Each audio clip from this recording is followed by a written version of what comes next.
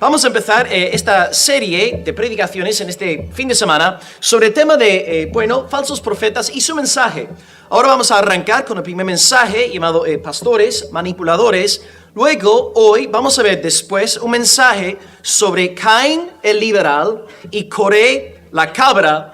Y luego mañana acabaremos con un mensaje, el tercer mensaje, sobre Balaam y la bestia. Así que vamos a empezar ahora con el primer mensaje. Título general es Pastores Manipuladores. Y os pido por favor que abráis conmigo la Biblia en 2 de Pedro, capítulo 2.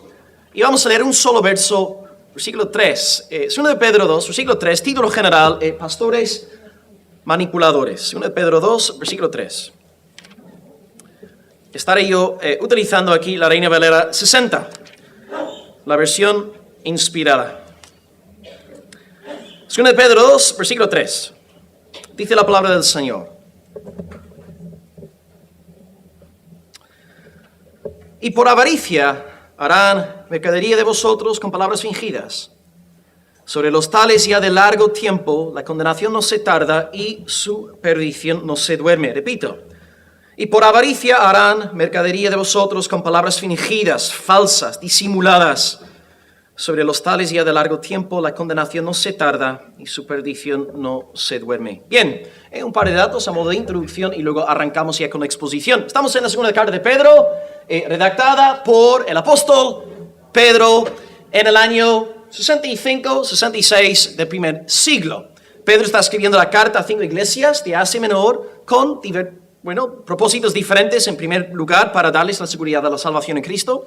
Segundo lugar, para hablar sobre los falsos profetas. Y en tercer lugar, para hablar sobre la promesa de la pronta segunda venida. Así que estamos en 2 de Pedro, años 65-63. Y tengo hoy 3 puntos para compartiros. Primero, 3 palabras empezando por la M. 1, manipularán. 2, mentirán. Y 3, morirán. Repito, 1, manipularán. 2, mentirán. Y 3, morirán.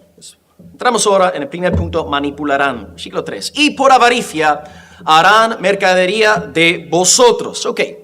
Hay falsos maestros y según el pasaje, lo que más le interesa a un falso maestro es pasta. Quiere dinero. Quiere enriquecerse. Quiere más dinero. No ama al pueblo de Dios, ama su propio bolsillo. Y por lo tanto su ministerio es un acto de manipulación. El motivo aquí, según Pedro, es avaricia. Es un hombre codicioso. Quiere un nuevo carro, un nuevo coche, una nueva casa. Quiere un buen salario y mucha tranquilidad. No quiere sufrir por la palabra. No quiere adversarios. No quiere tener que tener a nadie levantándose en contra de él. Es como Judas Iscariote vendiendo a su maestro por 30 piezas de plata. Ahora bien, en cuanto al asunto de la economía, sí es correcto y bíblico que una iglesia local sostenga a su pastor, sostenga a sus ministros. Aquí tenéis 2 citas para comprobar esto. 1 Corintios 9:14 se lee: el Señor ordenó a los que viven del Evangelio, a los que anuncian el Evangelio, que vivan del Evangelio. Segundo texto, 1 Timoteo 5, versículo 17 dice: los ancianos o los pastores que gobiernan bien sean tenidos por dignos de doble honor, mayormente los que trabajan en predicar y enseñar, porque la Escritura dice: no pondrás bozal al buey que trilla, y digno es el obrero de su salario. O sea, es bíblico y es correcto que la iglesia sostenga a sus ministros. No obstante, ¿qué pasa hoy día? Como la iglesia se empieza a crecer y los miembros disponen de más recursos financieros, el ministerio pastoral puede convertirse en un fin en sí mismo. Por ejemplo, en agosto de 2011 se hizo una encuesta en Holanda, un país tradicionalmente protestante, y se enteraron de que hay 1 de cada 6 ministros es actualmente o agnóstico o ateo. Porque hay en Holanda, como mi país en Irlanda del Norte, como el Evangelio tiene mucha influencia, si tú eres una persona medianamente bien a nivel de expresarte públicamente, sabes sacar los estudios, haces tu carrera en teología y luego entras en el ministerio. Tienes un buen salario, te dan una casa, te dan un buen coche y puedes vivir de forma cómoda hasta que no estés en la tumba. Así que esto puede darse en los Estados Unidos, en muchos países ahora latinos, ante el avance del Evangelio, ahora el movimiento protestante está manejando muchísimo más dinero que antes. Y si uno es carismático, dinámico, sabe hablar en público, puede hacerse muy rico en muy poco tiempo. Y algunos de los pastores más exitosos de esta escuela viven en mansiones, tienen jets privados y sus damas se visten de princesa. El dinero en sí, hermanos, no es malo. Es moralmente neutral, ya que no es un agente personal. Pero si el pastor empieza a soñar con billetes, tarde o temprano, su mensaje va a cambiar. Y las primeras palabras que van a desaparecer de la boca de un falso pastor son los términos relacionados con el pecado. Términos relacionados con el juicio de Dios. Términos tales como iniquidad, transgresión, culpa, arrepentimiento, castigo, ira, infierno, etc. El mensaje se torna humanista. Todo está enfocado en la grandeza del ser humano y poco a poco Dios desaparece de aquella iglesia y el hombre y sus caprichos son deificados a expensas del Dios bíblico. Y pues, si estos en aquellas iglesias se enteran de otros pastores que sí predican del pecado, les van a tachar de todo: fundamentalistas, intolerantes, intransigentes, llenos de odio. Las primeras palabras, hermanos, en desaparecer de la boca de un falso ministro son las palabras que nos ganan enemigos y adversarios. Así que, para empezar, la primera palabra de aplicación: hay muchos pastores aquí, hay gente de diferentes iglesias. Si las únicas palabras que vosotros oís desde el púlpito son gracia, amor y misericordia, algo va mal. Es importante predicar de la gracia de Dios en Cristo, la misericordia del Señor en el Evangelio. Desde luego que sí. No obstante, no podemos utilizar estos términos sin tener en cuenta la gloria de Dios, la santidad de Dios, la realidad del juicio venidero. Y una segunda señal de un falso ministro no es solamente que deja de hablar sobre estas palabras que pueden crearnos adversarios. En segundo lugar, el falso ministro ejemplifica lo que yo llamo la falta del componente de negación. La falta del componente de negación. ¿Qué quiero decir con esto? Quiero decir que el falso ministro es un experto en afirmar cosas, decir lo que cree, siempre en plan positivo. Y vivimos en una época postmoderna ultra pluralista. Hoy tú afirmas lo que crees y la gente te aplaude.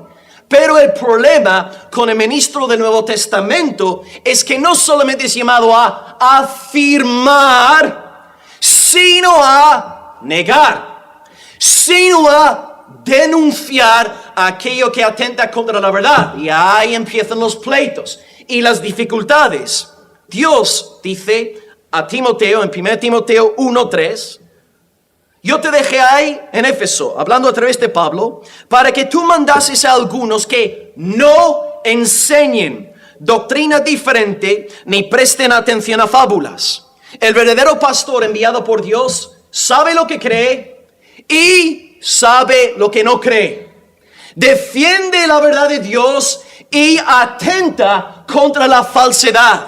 Denuncia la mentira satánica. Así que, en tu iglesia local, los sermones que estás descargando entre semana, ¿a qué tipo de predicador estás prestando oído y atención?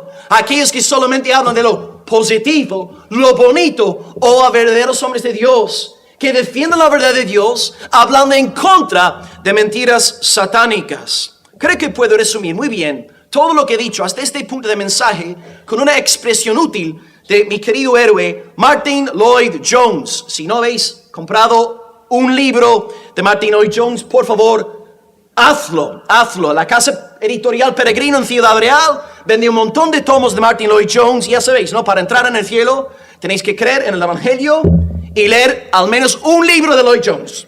Si no habéis leído un libro de Lloyd-Jones, lo siento, no podéis entrar en la Jerusalén celestial. Dice Lloyd-Jones: el falso profeta no tiene puerta estrecha en sí. El falso profeta no tiene puerta estrecha. Sigo con la cita. No hay puerta estrecha en ellos, no hay camino angosto, no. Lo que dice está bien, pero no incluye esta puerta estrecha. Es una enseñanza cuya falsedad hay que detectarla por lo que no dice, más por lo que dice. O sea, no hay nada en el falso profeta que ofenda al hombre natural. No, es el tipo de predicador que agrada a todos, no tiene enemigos, nadie le persigue por sus mensajes, sabe comportarse bien en cualquier círculo, sea conservador, sea progresista, es carismático, dinámico, popular, agradable a la vista, agradable al oído. Y dice Lloyd Jones, este hombre es muy consolador, muy tranquilizante. Siempre es así el falso profeta en su vestido de oveja, siempre inofensivo, agradable, siempre atractivo. Amados, pues, un varón que entra en el ministerio por dinero es un bicho peligroso y bien astuto. Hay que tener mucho cuidado con aquellos que siempre predican de forma políticamente correcta, sin este componente de negación. Los verdaderos profetas no solamente predican la verdad de Dios, sino que al mismo tiempo, simultáneamente, denuncian aquello que atenta contra la palabra del Señor. Para resumir este primer punto, hemos dicho que sí, una iglesia tiene que sostener a sus ministros. Tristemente, algunos van a abusar de esta realidad que vemos hoy día. Y he propuesto dos cosas que siempre vamos a ver en un falso maestro. Uno, quita todos los vocablos negativos de su diccionario cristiano. Y número dos, quita este componente de negación. No dice nada que pueda crear enemigos o adversarios. Simplemente se dedica a afirmar lo bonito. Bien, segundo punto. La segunda M, mentirán. Volvamos al texto inicial. 2 de Pedro 2:3. Por avaricia harán mercadería de vosotros con palabras fingidas. Son unos mentirosos. Con palabras fingidas. En este segundo punto, ahora voy a hablaros sobre 4 movimientos heréticos contemporáneos que, bueno, están en el mundo anglosajón, algunos en el mundo latino, pero ahora todos están en España. Algunos llevan menos años que otros y voy a ir en orden alfabético. Así que vamos a arrancar hablando sobre los apóstoles contemporáneos. En segundo lugar, la confesión positiva. En tercer lugar, la guerra espiritual, falsamente llamada guerra espiritual. Hay una guerra espiritual verdadera. Y en cuarto lugar, la teología de la prosperidad. Repito, arrancaremos con los apóstoles contemporáneos. En segundo lugar, una vez más, el tema de la confesión positiva. En tercer lugar, la guerra espiritual. Y luego en cuarto lugar, la teología de la prosperidad. Esta será pues la parte más sustanciosa de la primera enseñanza hoy. Bien, empezamos con los apóstoles contemporáneos. Las escrituras hablan sobre apóstoles en dos sentidos según el griego. La palabra en griego es apóstolos, que proviene del verbo enviar. Un apóstol es alguien enviado. Y la palabra tiene dos vertientes o dos significados. Puede significar simplemente una persona enviada. En este primer sentido, Jesucristo es un apóstol, ya que Cristo fue enviado por Dios el Padre con el fin de redimirnos de todo pecado. Jesús es un apóstol, ya que es enviado. Y también en las Escrituras, cualquier persona enviada por una iglesia local, sea un misionero, un simple evangelista, esta persona es un apóstol en el sentido amplio de la palabra. Pero hay un segundo significado, y este segundo significado ya es un significado más estrecho, cerrado. Aquí es apóstol con A mayúscula. Aquí aludimos al grupo de los 12 y al apóstol Pablo. Aquí cito las palabras de Juan Stam.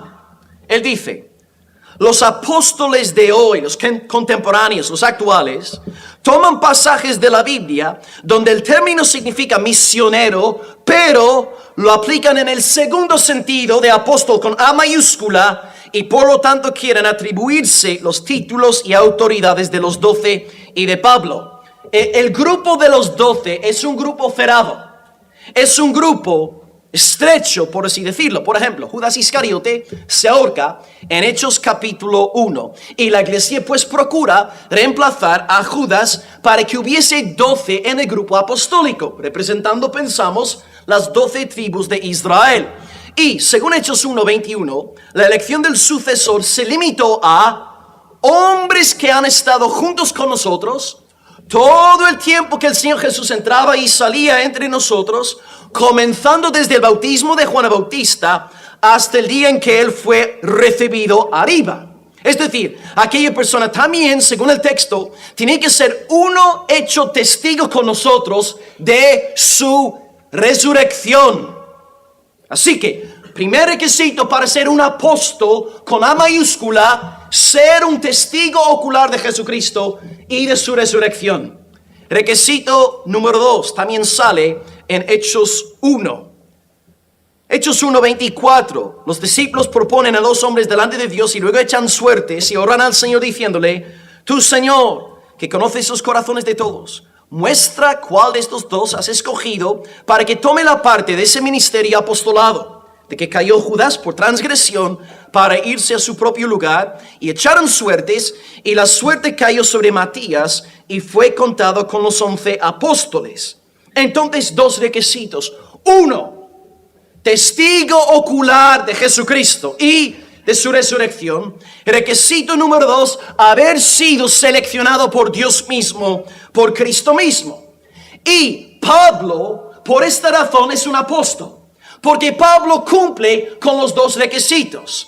En primer lugar, Pablo era un testigo ocular de Jesucristo.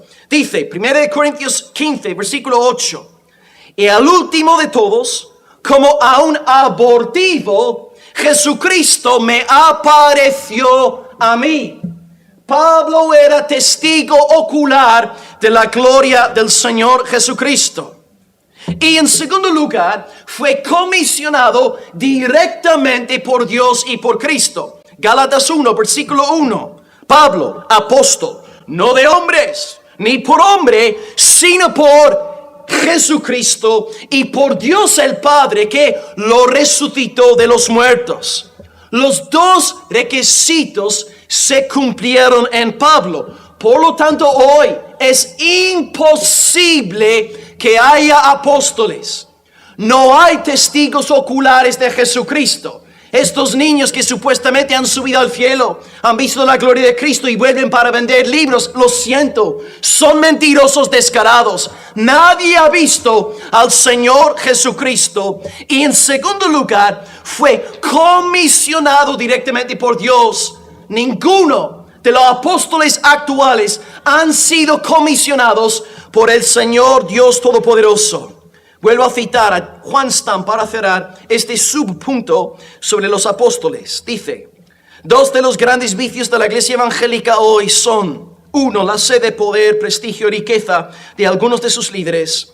Y 2, entre los fieles, el culto ciego y casi idolátrico a las personalidades famosas.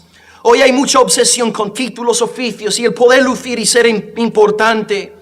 Se emplean constantemente las técnicas de publicidad y promoción del mundo secular. Eso es contrario al espíritu de Cristo y del Evangelio. Y acaba diciendo Stam: hace unos años en un foro sobre el tema de los apóstoles, alguien intervino para decir: mira, antes era suficiente con el título de pastor, pero ahora, con las enormes mega iglesias, llamarlos pastor queda muy corto. Al contrario, si el título pastor les queda corto para ellos se quedan demasiado cortos para el título de pastor. Así es, sí, amén, así es, amén, amén y amén. El problema con estos apóstoles de hoy día es que tienen una autoridad incuestionable. Tú no puedes cuestionar absolutamente nada, y por lo tanto, si este de Sudáfrica, el Lesogo Daniel, te manda que tú comas hierba, tú tienes que comer hierba. ¿Por qué? Porque él es un apóstol supuestamente comisionado por Jesucristo. Y si tú te atreves a desafiar a este hombre, pues tú eres del diablo.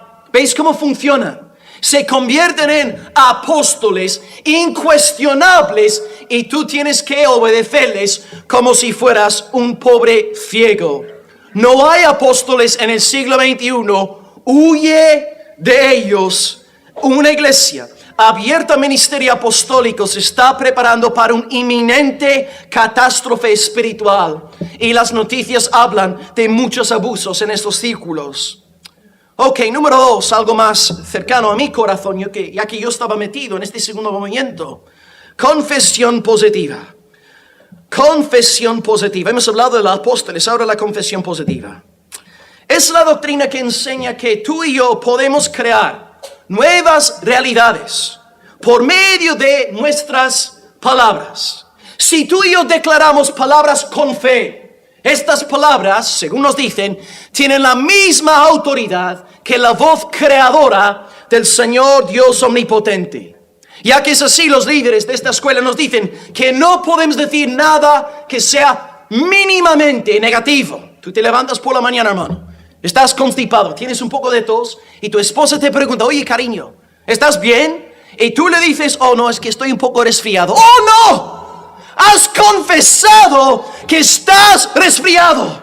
Acabas de dar autoridad al diablo. Satanás ahora te tiene atado y no podrás curarte porque tu confesión negativa está dando autoridad al diablo. Tú no le puedes decir a nadie que eres pobre, que no tienes dinero, porque si tú confiesas esto con tu boca, estás dando autoridad a Satanás. Esta filosofía no es bíblica, es la nueva era vestida de cristianismo. No tiene nada que ver con la palabra de Dios. El padre de este movimiento en círculos evangélicos se llamaba Kenneth Hagin. Él se murió en el año 2003, un hombre muy famoso en el mundo anglosajón. Y él, bueno, sorprendentemente tuvo un encuentro con el Señor Jesucristo. Todos estos, para justificar sus enseñanzas, tienen encuentros misteriosos con el Señor Jesús. Y según Hagin, Jesús le dijo lo siguiente, no el Jesús de la Biblia, el Jesús de la imaginación de Hagin le dijo: si cualquiera persona, donde sea, tomara estos 4 pasos o los pusiera en operación, estos 4 principios que te voy a dar, esa persona recibirá todo cuanto quisiese de mí o de Dios el Padre. ¿Cuáles son los 4 principios que Jesús compartió con Hagin? Principio número 1, dilo, dilo, dilo. Tú tienes un deseo en tu corazón, dilo, confiésalo, dilo, y de acuerdo a lo que el individuo quiera, eso habrá de recibir si lo confiesa. Número 2, hazlo. Dilo, 2, hazlo. Tu acción, en palabras de Hagin, puede derrotarte o elevarte. De acuerdo a tu acción, tú recibes o te quedas sin recibir. Así que, lo dices, y luego actúas en base a lo que estás proclamando con tu boca. Número 3, recíbelo. Recíbelo. Cito a Hagin: nosotros tenemos que conectarnos con la fuente del poder del cielo y la fe es el conectador. Alabado sea Dios. Simplemente conéctate, dilo, hazlo, recíbelo y número 4, compártelo. Tú tienes que dar testimonio de eso que has recibido de parte de Dios a otras personas a fin de que ellos también puedan crear. Y supuestamente Jesús acabó este encuentro diciendo algo revelador a Hagin. Cito, Jesús dijo a Kenneth Hagin: si los cristianos no siguen esta fórmula de 4 pasos, dilo, hazlo, recíbelo, cuéntalo, sería una pérdida de tiempo orar a mí. Para que yo les dé la victoria, ellos tienen que preparar su propia suerte. Este hombre murió en el año 2003. Se tuvo que presentar delante del Señor por estas barbaridades que dijo en el nombre de Jesucristo. Este hombre estuvo jugando con fuego. Tuvo que rendir cuentas en el día de juicio, hermanos. Tuvo que presentarse delante de Dios. Ahora bien, Hagin está muerto. El proponente más famoso hoy día a nivel mundial de este movimiento de la confesión positiva es el pastor coreano Paul Yong-hee Cho. Y él explica en su versión de la confesión positiva, en su tomo, la 4ª dimensión, que Dios le dijo que los budistas y los que hacen yoga obran milagros porque según Dios ha dicho esto a Cho, en contraposición a los cristianos, han desarrollado plenamente sus poderes cuatridimensionales. ¿What? ¿Qué está diciendo este hombre? Lo que tú tienes que hacer es aplicar la ley de incubación. La ley de la incubación. Digo las palabras que he dicho. Primero, hazte una meta bien clara. Entonces dibuja un cuadro mental que sea vívido y gráfico y visualiza el éxito. Así que piensa, visualiza y de repente empiezas a visualizar el éxito. Tú tienes que entonces incubar esa visión que tú tienes hacia la realización, trayendo a la existencia esta idea tuya mediante el poder creativo de la palabra hablada. Y os doy una ilustración para que os ayude a entender de qué se trata esto en la esfera práctica. Una mujer soltera, 30 y pico años, se acercó a Joe, muy triste porque ella quería un esposo, quería casarse. Y ella decía a Joe que estaba orando día tras día por un marido. Pero él decía a ella, mira, hermana, tus oraciones son muy generales. Estás orando por un esposo. Tú tienes que ser muy, muy concreta a la hora de orar. Entonces, Joe le pidió que se sentara, le extendió un pedazo de papel y le dijo a ella que escribiera los números del 1 al 10. Ok, número 1, mujer, ¿tú quieres que tu esposo sea europeo, asiático o africano? Ella dijo, europeo, ok, apúntalo, europeo. Número 2, esto está sacado de su libro. Número 2, ¿de qué estatura lo quieres? Bueno, de 6 pies, 1,80. 1,80, número 2. 3, ¿qué profesión? Bueno, profesor. Número 4, aficionado a que, y así sucesivamente. Y así fue transcurriendo hasta que ella tenía las 10 características del hombre de sus sueños. Oh, qué bien. Y Joe entonces le dijo que colgara el papel en el espejo de su casa y que frente al mismo repitiera en alta voz los 10 puntos cada mañana al despertarse. Joe entonces declara triunfalmente que esta muchacha soltera en breve periodo de tiempo encontró al marido que anhelaba. Aprovecho para decir que esto funciona. Así me consiguió a mí mi esposa, usando este método. Sí, es una broma, no os preocupéis. Según esta cosmovisión errada, nuestras palabras pueden crear nuevas realidades. Sin embargo, la Escritura revela que el único que tiene poder para traer las cosas a la existencia es el Señor Dios Todopoderoso. Y el problema con la escuela de la confesión positiva es que convierte a Dios en el esclavo de los caprichos del hombre y deifica al hombre en el lugar del Señor.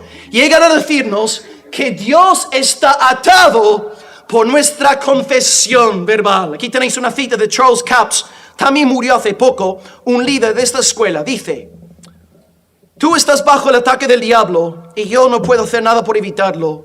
Tú me has atado con las palabras de tu propia boca. ¿Qué pasa con la soberanía de Dios, hermanos? ¿Qué pasa con el Señor Dios Todopoderoso, creador del cielo y de la tierra?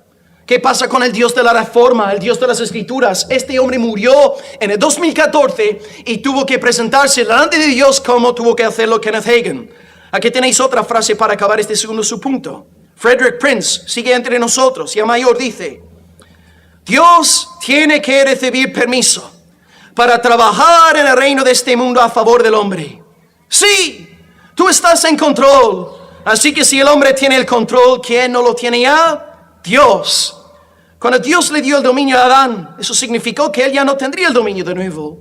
Así que Dios no puede hacer nada en esta tierra a no ser que nosotros le dejemos. Y el camino para que le dejemos o le demos permiso es a través de la oración. Una vez más, un sistema pagano que deifica al ser humano en el lugar de Dios. Yo no sé de qué Dios está hablando aquí Frederick Prince. Su Dios no es mi Dios.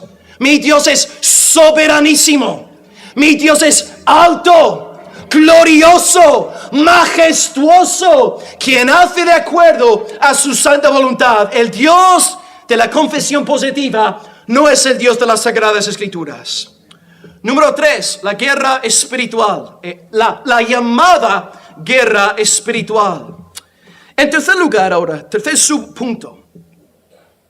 A diferencia de la confesión positiva, los de la guerra espiritual llegan a deificar a los demonios en lugar de Dios. Ya no deifican la confesión positiva del hombre, sino a los demonios. Hay gente obsesionada con Satanás. Ven al diablo cada 2 por 3. No hay noche que no se acuesten y vean una sombra en el techo. Es el príncipe de las tinieblas. Y ahí están echando aceite para echar fuera la presencia de Satanás. Hermanos, por favor, Satanás no es Dios.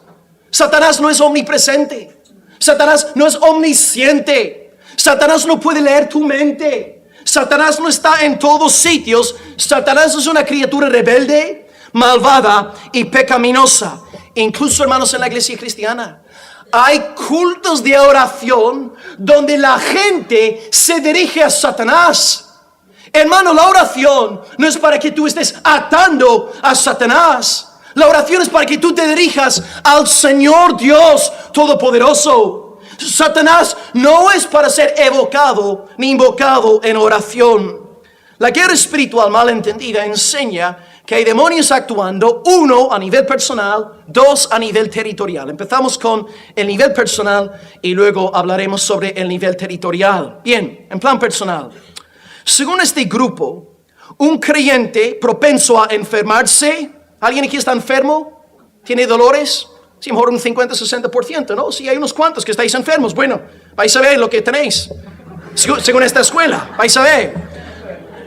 Si está enfermo, si tiene problemas mentales, si es pobre, si es pelirrojo, si experimenta fracasos regularmente, es por causa de una presencia demoníaca en él. Ya lo sabéis. Tenéis demonios, estáis poseídos por Satanás. Ahora bien, ¿cómo llegó el demonio a tu vida, querido hermano enfermo? Pues por medio de tus pecados no confesados o por palabras negativas de las cuales no te has arrepentido todavía. O si tú estás andando en santidad, si alguien en tu familia hasta la 4ª generación ha muerto en pecado, tú puedes ahora tener el demonio, una presencia demoníaca por culpa de 4 generaciones. Tus 2 padres, tus 4 abuelos, 8 bisabuelos y 16 tatarabuelos. Según las matemáticas irlandesas, son 30 personas. Yo creo que todos aquí tenemos a padres o a abuelos que han muerto en sus pecados, que no creían en el Señor Jesucristo, y aquí sacan la doctrina de las famosas maldiciones generacionales. E incluso llegan a decir que tú puedes estar bajo la presencia de Satanás si tú compras una propiedad. Por ejemplo, estás aquí en Barcelona, los precios son altos, y luego consigues un piso baratito para ti, tu esposa, tu familia. Pero si en aquel piso, antes de tú pagar el alquiler, vivía ahí un hombre que fornicaba, que robaba, que no sé qué, que mataba a alguien, los demonios de aquella casa ahora van a apoderarse de ti y van a entrar en ti. Así que antes de comprar cualquier piso, echa aceite, proclama bendición y liberación en el nombre del Señor. Y hermanos, por favor, nos reímos, pero hay hermanos que creen esto y viven atemorizados. Hermanos, son lobos que están jugando con el pueblo de Dios. Antes que nada, no, un cristiano no puede ser poseído por Satanás. Cuando el león de Judá entra en una vida, todas las hienas del infierno salen huyendo. Pero luego dice, no, pastor, Judas Iscariote era discípulo y Satanás entró en él ya. Pero Judas no era nacido de nuevo. Judas era hijo de perdición. No era nacido de lo alto. Así que en primer lugar, no, un cristiano no puede ser poseído por el diablo. Número 2, es imposible que un cristiano esté bajo maldición, porque Cristo tomó todas nuestras maldiciones en la cruz. Dice la palabra de Dios que en Abraham, en la descendencia de Abraham, la cual es Cristo, todas nuestras maldiciones fueron pagadas en él. Mañana os voy a hablar sobre Balaam. ¿Os acordáis? Él quiso maldecir al pueblo y Dios no se lo permitió. Nadie maldice a mi pueblo. 1, un cristiano no puede ser poseído por el diablo. 2, los cristianos, sus maldiciones fueron quitadas por Cristo. 3, esta enseñanza es peligrosa porque disipa el gozo y la seguridad de la salvación. Si tú de verdad, hermano, pensaras que por haber pecado, Satanás puede estar ahora mismo orando en ti, es que, hermano, tendrías miedo de mirarte al espejo por la mañana, a no ser que alguna sombra estuviera en tus ojos y pensaras, madre mía, que tengo un diablo, estoy poseído por Satanás. Hermanos, mayor es el que está en nosotros que el que está en el mundo. Y número 4, tenemos que tener cuidado con esta doctrina, porque a nivel pastoral me he topado con mucha gente que se refugia a la hora de no arrepentirse, echando la culpa a un espíritu. Una persona que se acuesta con su novia. No, pastor, es que yo no tengo la culpa. Yo tengo un espíritu de fornicación. La culpa no es mía. Hermanos, eso existe, ¿eh? Yo me he topado con gente tan perversa. Cuidado con esta doctrina. Bien. A nivel territorial, se me está yendo la voz. Será una presencia demoníaca en mí, seguramente. Por lo menos sé lo que es. Número 2. En plan territorial, llaman eso mapping espiritual. Mapping espiritual. Lo que tú tienes que hacer como iglesia, como creyente, es enterarte de cuáles son las fuerzas demoníacas que predominan en tu pueblo, en tu ciudad. Esta convicción está basada en una convicción teológica equivocada, a saber, que Dios entregó autoridad a Adán, Adán dio su autoridad a Satanás, y ahora Dios no tiene autoridad en el mundo. Así que la iglesia, si tú vas a abrir un nuevo punto de misión, tienes que ir a un pueblo, enterarte de cuáles son los poderes territoriales, subir a la colina, a la cuesta más alta del pueblo y declarar libertad en el nombre del Señor. Ok, hay varias críticas que podríamos lanzar en contra de esta escuela. 1, no hay una sola instancia en toda la Biblia donde un creyente es llamado a buscar un demonio. Jesús echó fuera a los diablos, pero cuando se le manifestaban, Jesús no iba bueno, vamos a ir a Tarragona, o vamos a ir a, qué sé yo, Córdoba, vamos a ir a Galicia, echar fuera demonios, chicos. No, hermanos.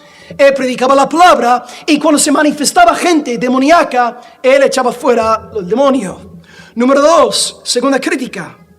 Ellos apelan a la doctrina del hombre fuerte. Tenemos que atar al hombre fuerte, pero el hombre fuerte ya fue atado y no es atado por nosotros. El que ató al hombre fuerte se llama Jesucristo. Él entró en la casa del hombre fuerte, lo ató en su primera venida y Satanás, sus bienes fueron grandemente despojados. Número 3, crítica 3. Esta forma de evangelizar, subir a la cuesta, echar aceite, declarar liberación, cielos abiertos en el nombre del Señor, va en contra del patrón evangelizador del Nuevo Testamento. Pablo no llegaba a una ciudad intentando descubrir cuáles eran las fuentes de maldad. Él predicaba el evangelio. Incluso en ciudades idólatras como Atenas, predicaba la palabra del Señor. Hermano, no tienes que identificar espíritus territoriales. Tienes que predicar el evangelio. Dios te ha dado una sola arma para ganar almas perdidas: el evangelio del Señor Jesucristo. Mira, para que veáis cómo es esto. Me topé con una familia estando aquí en España. Ellos tenían de parte de su pastor en Brasil un libro con los nombres de 30,000 demonios. Su nombre en latín, la traducción al portugués, la zona geográfica donde dichos demonios se manifestaban y luego cómo echar fuera a dichos demonios. Algunos no les gustaba el vinagre, así que tú tenías que comprar un bote de vinagre de Jerez y echar el vinagre y salían. Otros por medio de 2 horas de oración, otros por medio de otras cosas. Pero hermanos, hay gente que cree esto. Hay gente que cree esto y viven asfixiados pensando que cualquier momento Satanás les va a devorar. Hermano, si tú estás en Jesucristo, el que está en ti es 100,000 veces más grande que el que está en el mundo. Satanás tiembla ante la presencia de Cristo y la palabra te dice: sométete a Dios. Ahora no puedes resistir si no estás sometido. Sométete a Dios, resiste al diablo y Él huirá de vosotros. No perdamos nuestro tiempo con esta guerra espiritual. Y número 4, también he tenido bastante trato con este grupo también, la teología de la prosperidad. La teología de la prosperidad. La cuarta escuela aquí tiene bastante en común con la confesión positiva.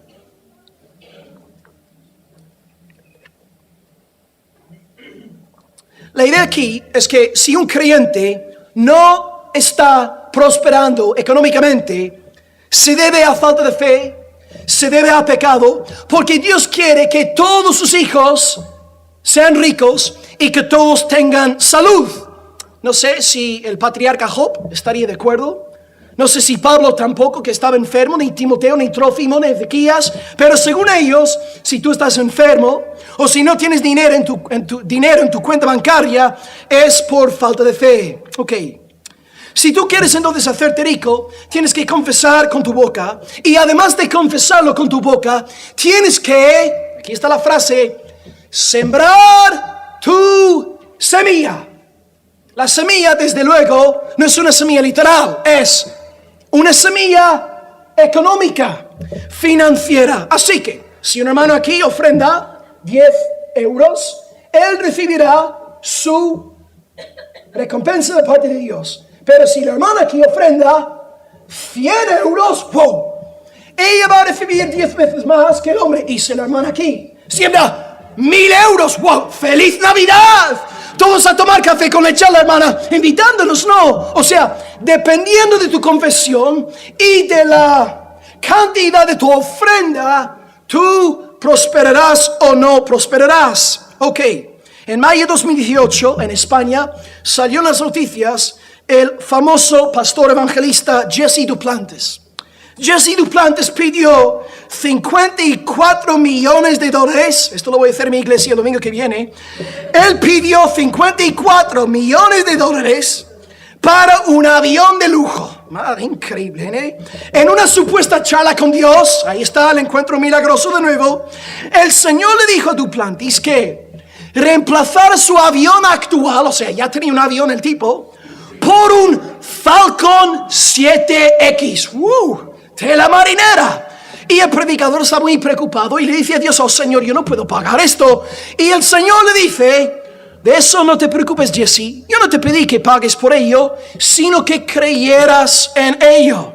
Y después de su conversación con el Señor, él pidió a sus feligreses que donaron dinero diciendo esta frase: yo creo, hermanos, que si Jesús estuviera físicamente en la tierra hoy, él no estaría montado en un burro.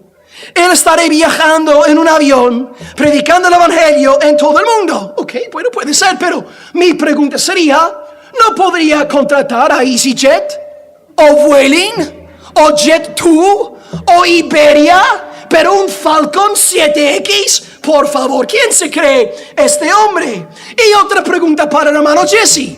Jesse lleva décadas predicando: siembra tu semilla. Este hombre es multimillonario. Yo creo que Jesse lo que tendría que hacer es ingresar 5 millones de pavos a la cuenta de BBVA del pastor Will Graham, y el hermano Jesse Duplantis no tendrá ningún problema en comprarse el Falcon 7X. Pero veis, hermanos, es una mentira. Sabe perfectamente que están engañando a la gente. Ahora bien, más famoso, desde luego, que Jesse Duplantis es el papa de esta escuela, Kenneth Copeland. El año pasado, él se compró un nuevo jet Gulfstream 5 por 36 millones de dólares hace poco. ¿Por qué? ¿Por qué? Versículo 2. Por avaricia harán mercadería de vosotros con palabras fingidas. Estos 4 movimientos están en España: los apóstoles, confesión positiva, guerra espiritual, teología de la prosperidad, y genera millones de euros. Los predicadores más destacados son ricos, tienen mucho y triunfan en este mundo porque no predican la verdadera palabra de Dios. Tristemente, atentan contra Judas 1, versículo 4, que dice: niegan al único Dios soberano y al Señor Jesucristo. Las 4 escuelas que he criticado en este segundo punto niegan a Dios y niegan a Jesucristo. En primer lugar, niegan a Dios por la siguiente razón: los apóstoles niegan la autoridad de Dios porque ellos se elevan al mismo rango de autoridad que Dios mismo. Y si tú eres un apóstol, tus palabras tienen la misma autoridad, sino más autoridad, que la palabra de Dios. La confesión positiva y teología de prosperidad también atentan contra la soberanía de Dios, porque convierten a Dios en un títere de los caprichos del ser humano. Dios está atado por nuestra confesión. Y en tercer lugar, la guerra espiritual anula la soberanía de Dios porque cree que el diablo y los demonios territoriales tienen derecho legal a tomar posesión de las personas y de ciertas áreas geográficas. Y también los 4 movimientos criticados atentan contra Jesucristo. En primer lugar, los apóstoles atentan contra Cristo porque atan las conciencias de los creyentes con un montón de tradiciones de hombres que no están en la palabra de Jesucristo.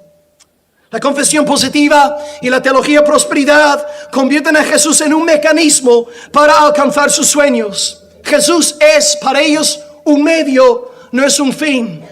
Aquí tenéis una frase para las redes sociales. El verdadero creyente ve a Jesucristo como un fin en sí mismo. El falso creyente ve a Jesucristo como un medio para alcanzar otro fin. La diferencia entre un verdadero cristiano y un falso profeta. Y número 4, la falsa guerra espiritual. Ellos también atentan contra Jesucristo, quitando el dulce consuelo del Evangelio, llevando a los cristianos a vivir obsesionados con fuerzas angelicales y demoníacas. Y no confían en la suficiencia de Jesucristo y viven vidas vacías y atribuladas.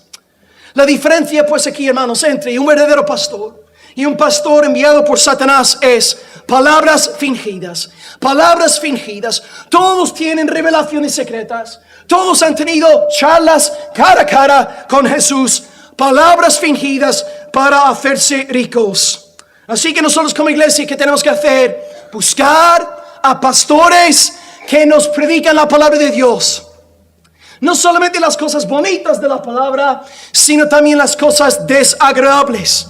Si tú tienes en tu iglesia un pastor que habla de pecado, que habla de arrepentimiento, que habla de la condenación venidera, alaba a Dios, da gloria a Dios, agradece a tu Señor, porque no te ha entregado a un espíritu de engaño. Ora mucho por tu pastor. Ora para que sea un vocero verdadero de la palabra pura del Señor. Así que acabo este segundo punto con algunas preguntas. ¿Cómo está tu apetito espiritual en esta tarde? ¿Qué cosas apelan a tu corazón? A lo mejor algunos habéis venido a esta conferencia hoy esperando recibir una promesa mundana y sensual de parte del pastor andaluz. ¿O de verdad tienes ganas de recibir el maná divino de parte del Señor Jesucristo? ¿Es Jesucristo para ti un medio para alcanzar otro fin que no sea Él? ¿O es Jesús tu perla de gran precio, tu todo en todo, tu joya, tu deleite, tu cántico, tu todo en todo? ¿Quién es Cristo para ti? Amado Hijo de Dios, mantén a Cristo en el eje, en el centro de tu cristianismo, y no serás engañado por estos impostores del siglo XXI. Y acabamos con el tercer punto, que es bastante breve. Leyendo una vez más nuestro versículo. Por avaricia harán mercadería de vosotros con palabras fingidas, visitaciones celestiales, charlas con Jesús, revelaciones secretas. Última cláusula. Sobre los tales, sobre estos que están mintiendo, haciéndose ricos, ya de largo tiempo la condenación no se tarda, ¿no? Y su perdición no se duerme. Sí, engañan a los evangélicos, engañan a muchas iglesias, sí, incluso engañan a muchos pastores, pero hay alguien que no puede ser engañado. Hay alguien de quien no se puede burlar. El Señor Dios Todopoderoso. Hermanos, la cláusula aquí, versículo 3 para acabar, es terrible. ¿Qué va a pasar con estos falsos? Destrucción. ¿Qué pasó con los falsos profetas en los días de Elías? Todos ejecutados. ¿Qué pasó con el falso profeta Ananías en los días de Jeremías? Dios le quitó la vida, y Dios de la misma forma va a condenar a todos estos lobos que abusan de su nombre en nuestros días. Ok, a nivel exegético, la cosa más difícil aquí de esta última cláusula es la expresión de largo tiempo. Sobre los tales, ya de largo tiempo, la condenación no se tarda. Puede significar una de dos cosas. De largo tiempo podría ser una alusión a la eternidad pasada. Es decir, Dios nos escogió en Cristo antes de la fundación del mundo y al mismo tiempo decidió pasar por alto a muchos, entregándolos como vasos de deshonra a su ira. Y en este decreto de Dios también estaban estos falsos maestros. Por lo tanto, según la primera lectura, Dios ha estado soportando a estos malvados desde la eternidad pasada. La segunda lectura sería, de largo tiempo, se refiere a la época de Moisés, concretamente el libro de Deuteronomio, donde Dios condena por primera vez abierta y públicamente a los falsos ministros. Bueno, independientemente de nuestra lectura de esta expresión, ambas encajan con una teología ortodoxa, así que no hay que pelear por esta cuestión. Lo que más me interesa aquí para acabar es ver el fin de ellos descrito en dos sustantivos. 1, condenación. 2, perdición. Condenación, perdición son conceptos inseparables. Condenación, el día final ante el gran trono blanco, condenado, y a partir de aquel momento perdido por toda la eternidad. Ahora bien, para acabar, para que nadie esté aquí desanimado hoy, quisiese señalar, apuntar hacia el Salvador Jesucristo, porque en Él no recibimos condenación ni perdición, sino justificación y vida eterna. La justificación es el acto de Dios en proclamar a un pecador no culpable por el simple hecho de haber confiado en la muerte expiatoria de Cristo en la cruz y en su resurrección literal al tercer día. Tú puedes ser un gran pecador, tú puedes ser un gran adúltero, un gran mentiroso, un gran ladrón, pero hoy con fe en Jesucristo puedes ser declarado justo delante de Él, viviendo una vida ahora santificada y arrepentida. Y después de recibir el beso de justificación, recibimos no perdición, sino vida eterna. Y Dios es muy generoso, porque Él permite que todos aquí sus hijos experimentemos algo de la gloria venidera por medio de la morada del Espíritu Santo en nosotros. Estamos actualmente experimentando algo de los poderes del siglo venidero mediante la presencia del Espíritu en nosotros. Y luego al morir oiremos las palabras del buen pastor diciéndonos: venid, benditos de mi Padre, heredad del reino preparado para vosotros desde la fundación del mundo. Así que, amados, el falso profeta te promete éxito, finanzas, grandeza y autoestima en esta vida, pero te conduce a la ruina eterna. El verdadero evangelio te promete persecución, rechazo, odio, sufrimiento en esta vida, pero la felicidad eterna en la presencia de Dios. Pregúntate pues hoy: ¿soy yo un hijo de perdición o soy yo un heredero del reino de Dios? ¿Dónde estarás tú en 50, 60 años? ¿Celebrando con los santos las bodas del Cordero o sufriendo y agonizando con las hipócritas? No sigas las pisadas de los falsos maestros.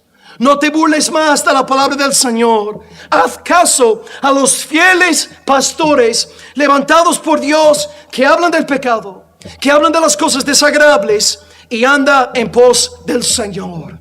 Acabamos leyendo nuestro pasaje por última vez. Segunda de Pedro 2, versículo 3, dice: por avaricia harán mercadería de vosotros con palabras fingidas.